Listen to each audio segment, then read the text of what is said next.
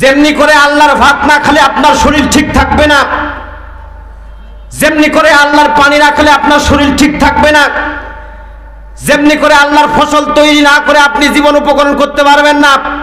আল্লাহর প্রদত্ত প্রত্যেকটি বিধান আপনি যেভাবে না মানলে আপনি সুস্থভাবে চলা সম্ভব নয়।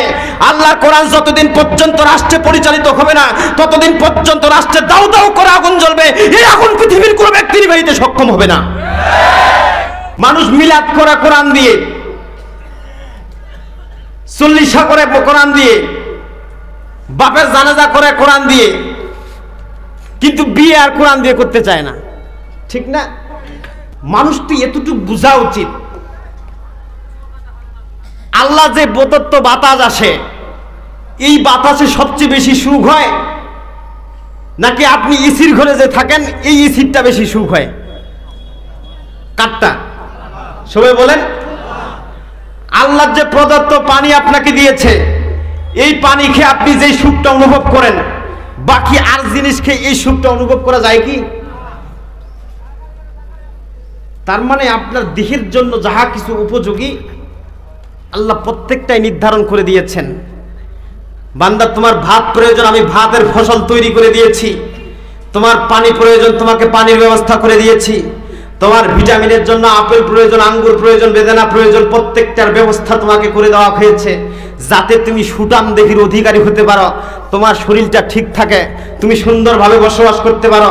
এই জন্য তোমার জমিন উর্বর করে দেওয়া হয়েছে, প্রত্যেকটি বিধিবিধান তোমার সুন্দর করে দেওয়া হয়েছে। তাই আমি এতটুকু শুধু বলতে চাই, যেই দেখো সুন্দর করবার জন্য আল্লাহ প্রত্যেকটি সিস্টেম পদ্ধতি ভালো করে দিয়েছেন, এই দেখো পৃথিবীতে চলবার জন্য যদি মালিক করে দিতে পারে, তাহলে আপনার সমাজ, আপনার রাষ্ট্র, আপনার ইউনিয়ন, আপনার জেলা, প্রত্যেকটি বিভাগ, প্রত্যেকটি জেলা, প্রত্যেকটি ইউনিয়ন, প্রত্যেকটি সমাজ কিভাবে চলবেন তার জন্য মনে হয় আল্লাহ বিধিবিধান দেয় নাই। আমি কি বুঝাইতে পারতেছি?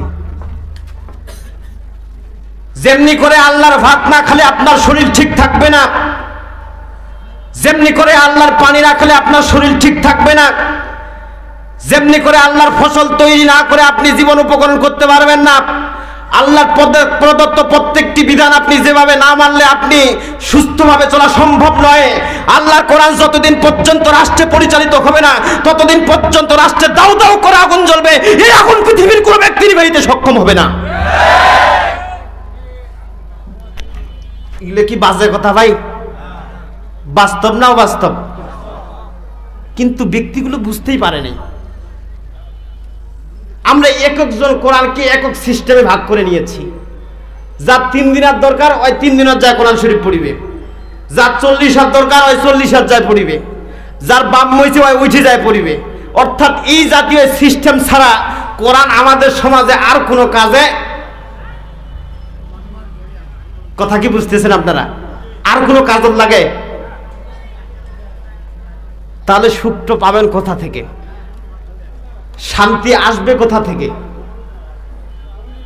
এই জন্য আল্লাহ বলছেন যে বান্দা, তোমাকে যে নূর দেওয়া হয়েছে, আলো দেওয়া হয়েছে, তুমি যদি এটির সঠিক ব্যবহার না করতে পারো, এটি যদি খণ্ড খণ্ড, ভাগ ভাগ, দল দল, ব্যক্তি ব্যক্তি হিসেবে নিয়ে নাও, তাহলে হিসাব আমার কাছে দিতে হবে।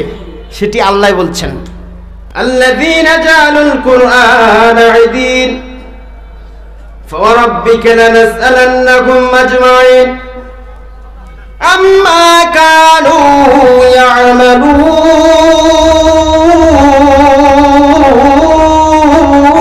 يعملون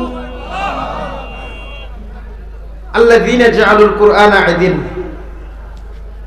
যারা নিজেদের কোরআনকে নিজেদের খেয়াল খুশি মতো ভাগ করে ফেলেছে, যেটা ইচ্ছা মানছে, যেটা ইচ্ছা অমান্য করতেছে।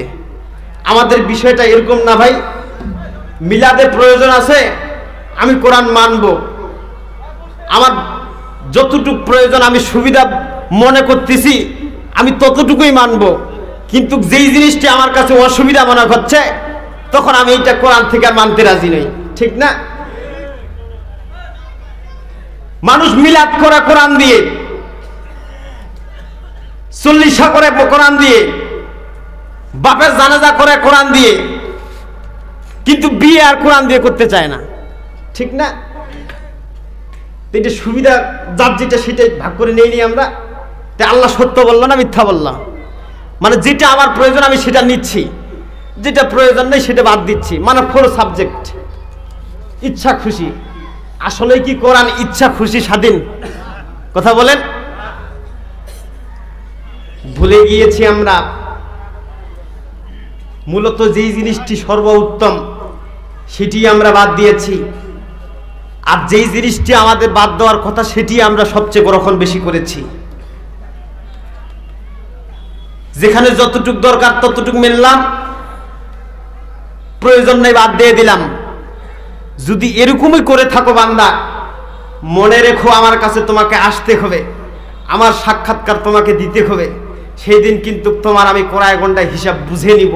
সুতরাং তোমার নলেজে যাতে থাকে যে আমি আজকে স্কুল গেলাম না, তোমার নলেজে যেমনি থাকে আমার স্বামী হাল নিয়ে চলে গিয়েছে, ওই ভোর হয়েছে, বার হয়ে চলে গিয়েছে, 10টার দিক বাসায় আসবে, এই অবস্থায় যদি ভাত না হয় একটা মায়েরও হালুয়া পারমিজের পরিবারে। সুতরাং আপনি যেমনি ভাবে সেই পরিবারের দিকে আপনার স্বামীকে ভয় করে প্রত্যেকটি কাজ আপনার ঠিক রাখেন, যেমনি করে অফিস টাইমের আপনার প্রত্যেকটি কাজ আপনি ঠিক রাখেন, যেমনি করে আপনার প্রতিষ্ঠানের প্রত্যেকটি কাজ আপনি ঠিক রাখেন, ঠিক তেমনি ভাবে কোন ব্যক্তি যদি তার মালিককে ভয় করত, তাহলে আমি নিশ্চিন্তে বলতে পারি তার আল্লাহর যত প্রদত্ত হুকুম আছে অনবরত ভাবে বান্দার প্রত্যেকটি হুকুম অনবরত ঠিক থাকা দরকার ছিল।